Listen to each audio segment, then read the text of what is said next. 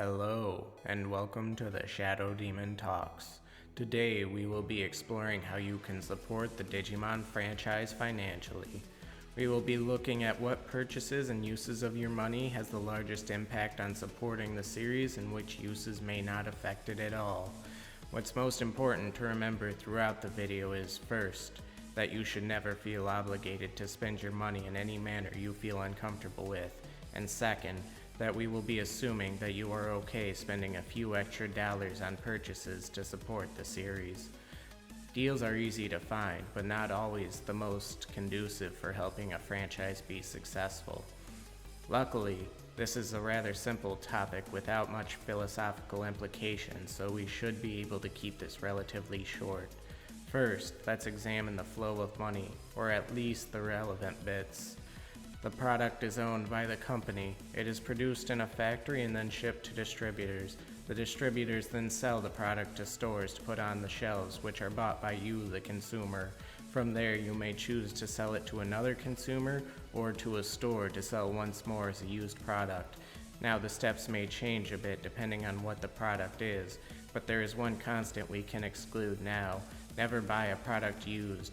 If a store purchases a game, DVD, or other product from the consumer, they get to keep all of the profit when they sell it, meaning that no money goes to the developers or publishers. Does this mean you also shouldn't buy from a fellow consumer though? Well, that's perhaps the trickiest answer. The best choice is to buy as close to the company as possible generally, as they are more likely to see an increase in revenue. However, in the case of products like card games, one of the biggest appeals for players is the secondary market. If everyone avoided buying singles from each other, a card game would generally end up dying very quickly. Although in the same breath, if no one bought sealed product from stores, the company wouldn't see any return on its investments and cancel the product. So as a rule of thumb, check to see if the company sells the product directly from their site. If not, try to get it from a store. Only turn to used products when all conventional routes fail. As for which storefronts to use, digital editions will always net the publisher more income as they don't have to invest in discs, cases, books, or whatever it is you wish to purchase. For physical editions though, anywhere is generally fine for media such as video games and shows. However, in the case of products like card games and figures, I will always recommend placing orders at your local game store that specializes in that type of product. This is not only a sanctuary for fellow nerds, but generally owners of these types of stores are very close with its consumers. If you, for instance, were to special order the new card game from a local game store, and you and your friends played the game there, then not only would you possibly attract new players, but the store owner would also pay special attention to the product and put in work for you to build up a player base, which also happens to sell more product, which brings in money for the franchise.